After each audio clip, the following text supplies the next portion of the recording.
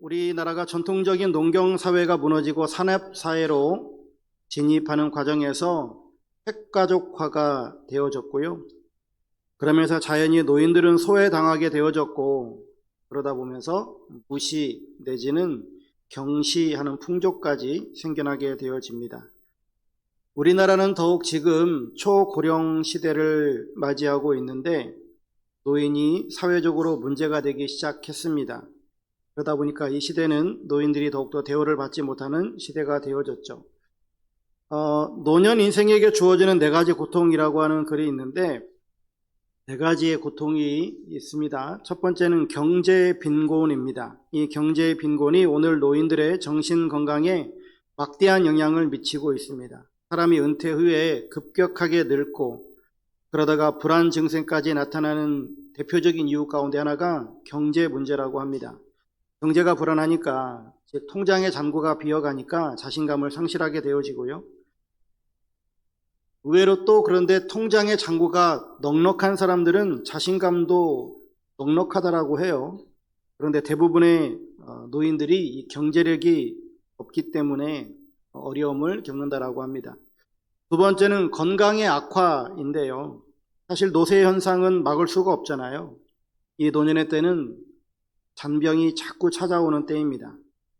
이곳을 고치면 저곳이 또 고장나고, 저걸 고치면 또 다른 데가 또 고장나고, 중고차가 그러하듯이 우리의 몸도 점점 이렇게 계속해서 낡아져 갑니다. 세 번째는 역할의 감소인데요. 마음은 아직 한창인데 직장도 없고 부모의 역할도 이제는 잃게 되어지고 때로는 배우자도 먼저 가고 아직 힘은 있는 것 같은데 할 일이 없습니다. 돈을 벌려고 하는 것보다 할 일이 없다라고 하는 것이 더 큰 문제라고 하는 거죠. 다행스러운 점은 최근에는 정부에서 노인 일자리를 많이 만들어서 어르신들이 밖으로 나와서 작은 일이라도 할 수 있도록 하고 있어서 참 다행이다 싶습니다. 네 번째는 소외감인데요. 노인이 되어지면 사회에서, 집안에서, 사람들로부터 소외되기 시작합니다. 앞서 나눈 역할의 감소가 몸으로 할 수 있는 역할이 줄어든다라고 하는 차원이라고 한다면 소외감은 감정적인 부분에서 자꾸 소외된다라고 하는 것이죠. 현대의 노인의 슬픔은 돈 문제, 이것도 문제고 사실 또 건강 문제, 이것도 큰 문제이긴 하는데 더 힘든 것은 좋은 동반자가 없는 것, 이것이 가장 큰 문제입니다. 경제적으로 빈곤하고 건강이 악화되며 역할이 감소하고 소외감을 느끼는 것은 사실 어쩔 수 없는 현상이기도 합니다. 그렇다고 그대로 있으면 안 되겠잖아요. 나 스스로도 이겨낼 수 있는 방법을 키워내야만 합니다. 그렇다면 노년의 때에 해야 할 일은 무엇이 있을까? 4가지를 말씀드리려고 하는데 첫 번째는 신체적 자립입니다. 매일 몸을 돌보는 것인데 노년의 신체 기능 저하는 자연스러운 일이지만 스스로 건강을 관리하는 것은 자녀들에게 또 하나님께도 큰 유익이 되어집니다. 하나님께서 우리에게 주신 몸을 잘 관리하는 것, 그리고 자녀들에게 있어서 건강한 모습을 보이는 것은 자녀들에게 위안이 되고 큰 선물이 되어지겠죠. 그래서 실천해야 될 사항이라고 한다면 무리하지 않는 규칙적인 걷기 운동이라든지 균형 잡힌 식사하는 것이 되어질 겁니다. 나의 건강을 지키는 것이 곧 가족을 사랑하는 길이고 하나님께서 주신 생명을 귀히 여기는 태도임을 우리는 잊지 않아야겠습니다. 두 번째는 정신적 자립입니다. 배움을 멈추지 않아야 마음이 늙지 않는다라고 하는 것인데 노년의 경직성을 극복하기 위해서 새로운 것을 배우려고 하는 노력이 필요하다라고 하는 것이죠. 뇌를 자극하는 활동은 치매 예방뿐만 아니라 삶의 활력을 줍니다. 그래서 실천할 사항으로는 성경을 써본다든지 스마트폰을 좀 배운다든지 아니면 찬양을 배우는 것. 사실 어르신들은 찬양 배우는 것 어렵죠. 찬송가만 좋아하시는 경우들도 있습니다. 그런데 새로운 찬양들도 배워보면서 정신적으로도 더 근육을 키워나가는 것도 좋겠다 싶습니다. 고린도후서 4장 16절 말씀에 보면 그러므로 우리가 낙심하지 아니하노니 우리의 겉사람은 낡아지나 우리의 속사람은 날로 새로워지도다 라고 하는 말씀처럼 배움을 통해서 영적 젊음을 유지하는 이러한 삶도 우리에게 꼭 필요하리라 생각이 되어집니다. 세 번째로는 심리적 자립인데요. 원망보다는 감사의 말을 먼저 선포하는 겁니다. 상실감과 우울함이 찾아올 때 스스로 긍정적인 언어를 선택하는 훈련이 우리에게 필요합니다. 감사는 노년의 품격을 결정합니다. 여러분, 어르신들이 감사하다라고 하는 말 자주 하던가요? 사실 이거는 습관화되지 않으면 잘 안 나오는 단어이기도 합니다. 특히나 지금 70대를 넘어서 80대 계시는 분들은 정말 어려운 시대를 살아오셨던 분들이잖아요. 그래서 사실 감사보다는 원망과 불평하는, 또 그리고 삶에 너무나 찌들어 있는 내 안에 있는 어떤 그런 피해의식 같은 것들이 있어서 감사보다는 늘 불평하는, 그리고 남에게 어떤 남을 하여튼 비평하고 비판하고 그리고 책임을 전가하는 이러한 것들이 습관화되어 있는 경우들이 대단히 많습니다. 그렇기 때문에 의도적으로라도 감사를 표현하고 감사를 말하는 이런 훈련들이 우리들에게 필요하다라고 하는 겁니다. 그래서 내가 오늘 하루를 살아가면서 세 가지 감사를 좀 해야 되겠다라고 하는 그런 생각을 가지고 그런 감사 훈련을 함과 동시에 또한 자녀와 손주들에게 사랑한다, 고맙다 라고 하는 말들을 하는 것도 참 유익하리라 생각이 되어집니다. 노년의 입술에서 나오는 감사는 주변을 환하게 밝혀주는 등불과 같을 겁니다. 네 번째로는 영적 자립인데요. 기도의 파수꾼으로 자리를 지켜가는 겁니다. 사회적 역할은 줄어들지 몰라도 영적인 역할은 더 커지는 시기이거든요. 그래서 자녀와 교회 또 나라를 위해서 기도하는 것은 노년의 때에 할 수 있는 가장 강력한 사역이 되어지기도 합니다. 그래서 내가 기도해야 될 사람이 누가 있는가 적어보시고 그리고 정해진 시간에 예배의 자리에 앉는 것, 이것이 우리들에게 있어서 대단히 큰 유익이 될 것입니다. 가장 힘 있는 손은 시대마다 다를 수 있을 겁니다. 젊은 때에는 자기의 몸을 활용해서 일하는 것이 대단히 큰 유익이 되어지고, 또 어르신이 되어지면 가장 힘 있는 사역은 바로 무릎으로 기도하는 사역이 되어질 것입니다. 우리 어르신들은 우리 가정과 또 교회의 영적 기둥으로서 이 사역들을 잘 감당하시면 좋겠다 싶습니다. 근데 오늘날 우리 사회에서 노인이 어떻게 소비되어지고 있는가? 안타깝게도 현대사회는 인간을 경제적 효용 가치로만 판단하려고 하죠. 이로 인해서 노년층은 생산성이 떨어지는 비생산적 인구 또는 사회적 비용을 발생시키는 잉여인간으로 치부되어지는 서글픈 현실에 처해져 있습니다. 이런 통계 자료는 여러분들이 보셔서 알 수 있을 것 같은데 65세 이상 인구가 7%를 넘으면 고령화 사회라고 합니다. 우리나라는 이미 2000년도에 진입을 했습니다. 65세 이상 인구가 14%가 넘어가게 되어지면 고령 사회가 됩니다. 이거는 이미 2017년도에 진입했고요.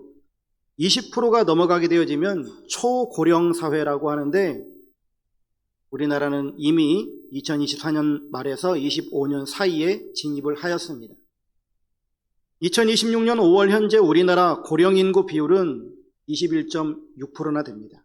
그러니까 우리나라 인구의 5명 중에 1명은 이미 65세 이상이 되어졌다라고 하는 것이죠. 사실 우리나라 사회 구조 자체가 이미 많이 늙어 있다라고 하는 것과도 같은 것이죠. 이 말인즉슨 우리는 눈을 들어보면 어디서나 노인을 만나게 된다라고 하는 겁니다.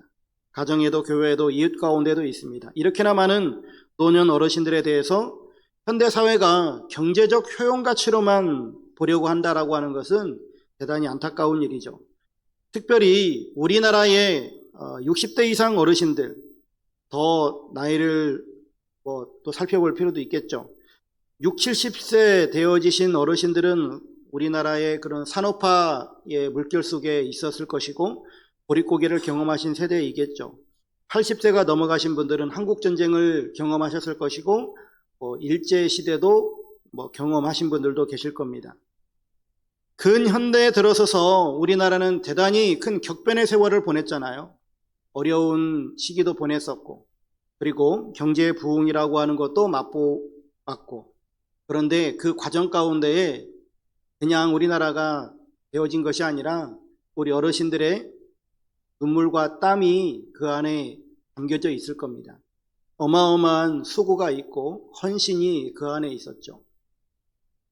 사실 한국사를 조금만 공부했다면 우리 모두가 다 알고 있는 현실이죠. 그래서 우리 어르신들이 마땅히 공경받고 대우받아야 하는 것은 지당한 말씀이겠죠. 그런데 현실이 그러하냐라고 하는 겁니다. 안타깝게도 현실은 그렇지 않습니다. 급속히 진행된 산업발전과 이에 따른 개인주의가 우리 어르신들을 대접하기는커녕 존경하기는커녕 무관심과 냉대 속에서 힘들게 살아갑니다.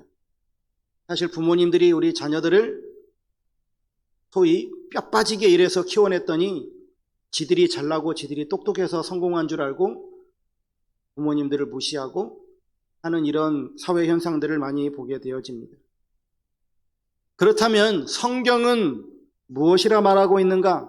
오늘 레위기 19장 32절 말씀을 보면 노년에 대한 현대인의 상식을 깨뜨리는 단호한 태도를 요구합니다.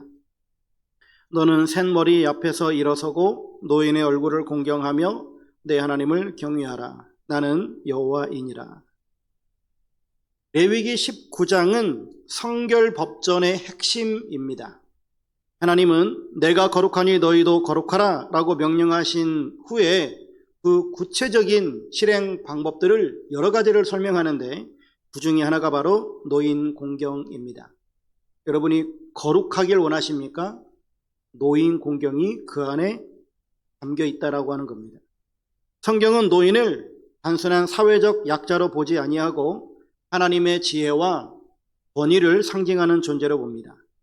오늘 우리는 이 말씀을 통해서 무너진 가정의 질서를 회복하고 하나님을 경외하는 진짜 거룩이 무엇인지 확인을 해보려고 합니다. 첫 번째 생각을 해보려고 하는 것은 샌머리 앞에서 일어서라 라고 하는 겁니다. 이 말을 다른 표현으로 하면 존경을 회복하라 라고 하는 겁니다. 여기서 샌머리, 백발을 의미하는 거잖아요. 노인의 백발, 그리고 주름진 얼굴도 포함이 될 텐데 이것은 나이든 결과이기도 하지만 그러나 그 이면에 보게 되어지면 자녀와 가정 그리고 사회를 위해서 헌신하며 견뎌온 세월의 풍파의 흔적입니다. 즉 샌머리는 긴 세월을 살아온 인생의 흔적이고 눈물과 고난과 경험의 상징이기도 합니다. 그래서 성경에서 백발은 고난의 풍파를 견뎌낸 승리의 면류관이며 하나님께서 허락하신 지혜의 훈장과도 같습니다. 또한 일어서라 라고 하는 표현을 하고 있는데 이 명령은 신체적으로 일어서는 그런 동작을 담고 있습니다. 그런데 이것은 다른 이면에는 상대의 존재 가치를 인정하는 최고의 예우 행위입니다. 어른이 왔는데 그냥 앉아서 오셨어요 라고 하는 것과 일어서서 오셨어요 라고 하는 그 뉘앙스의 차이는 현격히 달라질 수밖에 없을 겁니다. 고대 근동사회에서 누군가 앞에서 일어난다 라고 하는 것은 나는 당신의 권위 아래에 있습니다 라고 하는 뜻과 당신은 존중받기에 합당합니다 라고 하는 신앙 고백적 행위입니다. 우리도 어느 자리이든지 가서도 마찬가지겠지만 나보다 손 윗사람이 오면 앉아있다가도 일어서서 악수를 합니다.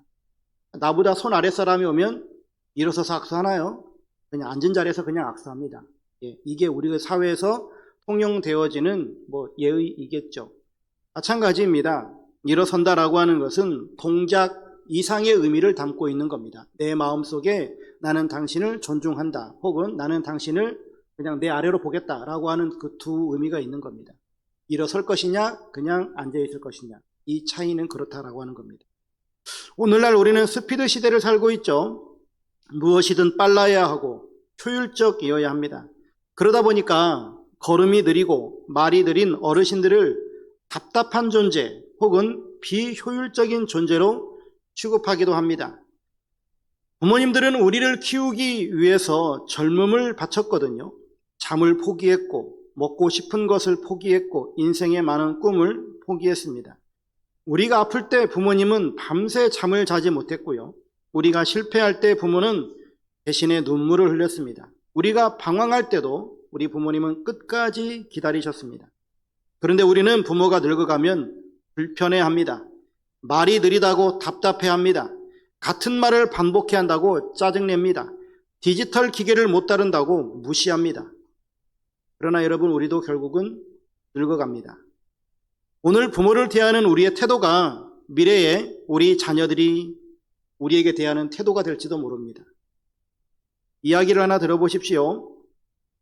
어머니가 치매 초기 증상을 보이기 시작했습니다. 같은 질문을 10번도 넘게 반복했습니다. 처음에는 잘 대답했지만 시간이 지나자 짜증이 났습니다. 어느 날 화를 내며 말했습니다.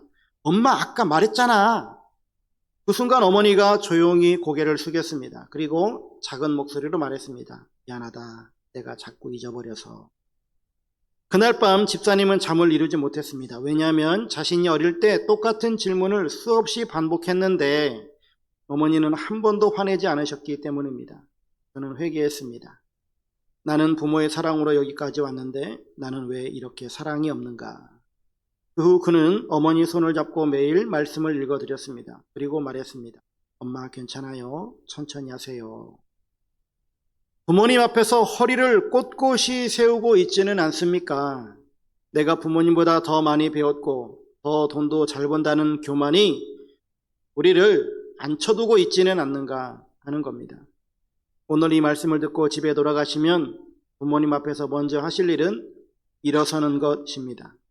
부모님의 존재 가치를 인정하고 예우해 드리십시오. 존중하시기를 부탁을 드리겠습니다. 두 번째로는 노인의 얼굴을 공경하라 입니다. 이건 존재를 귀하게 여기라 라고 하는 뜻인데 본문에서는 노인을 공경하라 라고 하지 않고요. 노인의 얼굴을 공경하라 라고 말씀하고 있습니다. 여기서 얼굴은 존재 자체를 의미합니다. 즉 하나님은 노인을 하나의 인격으로 존중하라 라고 말씀하시는 겁니다. 공경하라 라고 하는 이 단어도 장식하다, 빛나게 하다 라고 하는 뜻을 가졌는데 노인의 주름지고 초라해진 얼굴을 우리가 빛나게 해드려야 한다라고 하는 능동적인 명령입니다. 노인이 되어지면 얼굴에 수심이 가득해지죠. 자신감도 떨어집니다. 그때 자녀들이 그 얼굴을 영화롭게 해드려야 합니다. 어머니 참 아름다우십니다. 아버지 고생 많으셨습니다. 라는 말 한마디가 부모님의 얼굴에 광채를 내는 최고의 장식품이 되어질 겁니다. 하나님께서는 왜 노인의 얼굴을 공경하라 라고 명하셨을까? 그들의 얼굴에 인생의 연륜에서 나오는 지혜와 명철이 담겨있기 때문입니다. 욥기 12장 12절 말씀에 보면 늙은 자에게는 지혜가 있고 장수하는 자에게는 명철이 있느니라 라는 말씀처럼 오래 산 자에게는 지혜가 있고요, 장수하는 자에게는 명철이 있습니다. 비록 외모는 늙고 주름졌을지라도 그 안에는 자녀와 아랫사람이 본받아야 할 삶의 지혜가 가득하다라고 하는 것이죠. 그러므로 우리는 어른들에게 예의를 갖추고 겸손히 배워야 합니다. 오늘 본문 노인의 얼굴을 공경하며 우리는 성형수술로 주름을 펴는 시대에 살고 있지만 성경은 노인의 얼굴을 공경하라고 합니다. 부모님의 얼굴에 새겨진 주름은 우리를, 자녀들을 키워내기 위한 헌신이었습니다. 그 얼굴을 외면하는 사회는 소망이 없을 겁니다. 어르신들의 얼굴을 볼 때 낡았다 라고 볼 것이 아니라 성스럽다 라고 보아야 하겠죠. 오늘 한국 사회는 빠르게 고령화되고 있습니다. 그런데 동시에 우리 어르신들의 외로움도 커지고 있습니다. 많은 노인들이 경제적 어려움보다 관계의 외로움 때문에 더 힘들어합니다. 자녀는 바쁘고 전화도 줄어들고 찾아오는 사람도 없고 혼자 TV를 보며 하루를 보냅니다. 꼭 부모님이 아직 살아 계십니까? 1년에 몇 번이나 찾아뵙고 계시나요? 그리고 일주일에 몇 차례나 전화를 드리시고 있습니까? 어버이 주일을 맞아서 네 가지를 좀 권면을 드리고자 합니다. 첫 번째로는 부모의 존재를 귀하게 여기십시오. 부모님이 살아계신 것 자체가 축복입니다. 두 번째로는 시간을 들이십시오. 효도는 물질만이 아니라 함께하는 시간이 사랑입니다. 세 번째로는 교회 안에 어르신들을 공경하십시오. 교회는 세대가 함께 가야 합니다. 젊은 세대가 노년 세대를 존중할 때 교회는 건강해집니다. 네 번째로는 부모를 향한 상처가 있는 사람도 하나님 안에서 치유받아야 합니다. 사실 어떤 사람들은 부모님에게 사랑받지 못한 경우들도 있습니다. 그리고 아픈 기억이 많은 경우도 있죠. 그럼에도 하나님은 우리를 위로하십니다. 시편 27편 10절에는 내 부모는 나를 버렸으나 여호와는 나를 영접하시리이다 라고 말씀합니다. 하나님의 사랑 안에서 치유받고 그리고 그 치유받은 그 사랑을 내 주변에 있는 어르신들에게 또 내 부모님들에게 향하실 수 있기를 부탁을 드립니다. 세 번째로는 내 하나님을 경외하라 라고 말씀해 주고 있습니다. 부모 공경 속에 신앙이 드러난다 라고 하는 건데요. 하나님은 왜 갑자기 내 하나님을 경외하라 라고 말씀하실까요? 이것이 오늘 본문의 핵심입니다. 부모 공경은 단순한 개인의 도덕, 사회적인 윤리 차원이 아니라 하나님 경외의 문제라고 하는 겁니다. 눈에 보이는 부모를 공경하지 못하면서 눈에 보이지 않는 하나님을 사랑한다고 말할 수 없다라고 하는 겁니다. 요한일서 4장 20절 말씀과 같은 맥락이잖아요. 경외하다라고 하는 이 단어는 하나님께만 쓰이는 단어입니다. 경외하다라고 하는 것은 두려움을 말하는 거지만 단순히 두려움이 아니라 존중과 순종의 떨림이 담겨져 있는 단어입니다.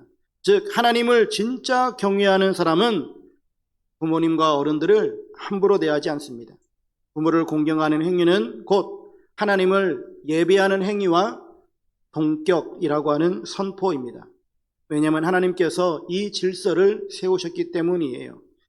에베소서 6장 2절 3절에는 이렇게 말씀합니다. 내 아버지와 어머니를 공경하라. 이것은 약속이 있는 첫 계명이니 이로써 내가 잘되고 땅에서 장수하리라. 오늘 우리는 신앙을 너무 개인화해서 생각합니다. 그런데 내가 개인적으로 하나님 앞에 예배만 잘 드리면 내 신앙이 좋은 걸까요? 내가 하나님 앞에 기도를 많이 하면 내 기도를 하나님께서 다 들어주실까요? 예배는 드리지만 부모에게는 차갑고 기도는 오래 하지만 부모의 전화는 귀찮아하고 있다라고 한다면 이게 신앙일까요? 아니다라고 하는 겁니다. 교회에서 천사처럼 찬양하고 눈물을 흘리며 기도하면서 집에 들어가서 늙은 부모에게 짜증내고 함부로 말하는 사람들이 있습니다. 성경은 이런 것들을 가리켜서 가짜다라고 말합니다. 부모님 경외와 부모 공경하는 것, 이것은 하나님을 경외하는 것과 분리될 수 없습니다. 부모님을 대하는 나의 태도가 곧 하나님을 향한 나의 신앙 정수입니다. 보이지 않는 하나님을 사랑하십니까? 그렇다면 눈에 보이는 사람을 사랑할 줄 알아야 됩니다. 이게 바로 요한일서 4장 20절 말씀이잖아요. 그렇지 않은 자는 거짓말하는 자라고 하는 거예요.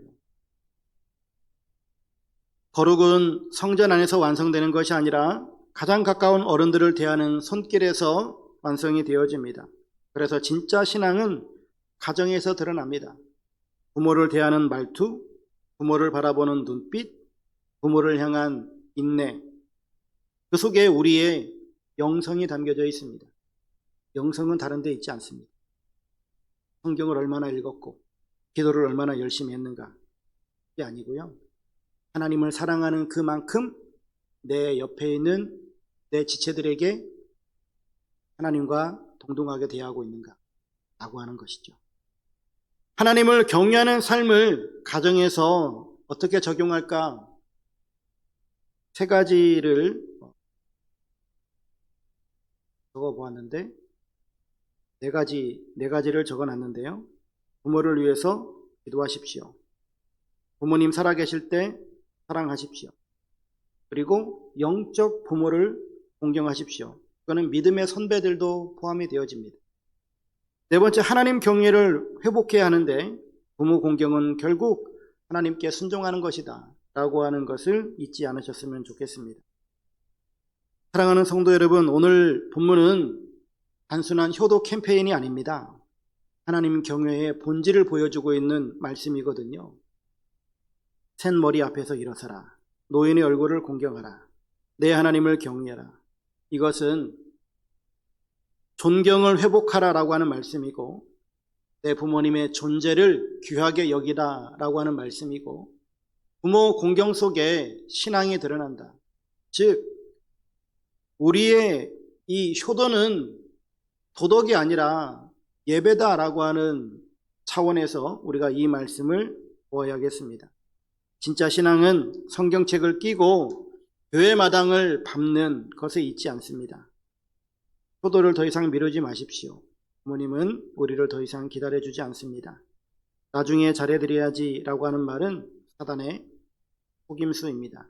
바로 오늘 우리 부모님 그리고 우리 교회 안에 있는 어르신들의 존재 자체를 감사하면서 일어설 줄 아는 우리 모든 성도님들 되시기를 축원합니다.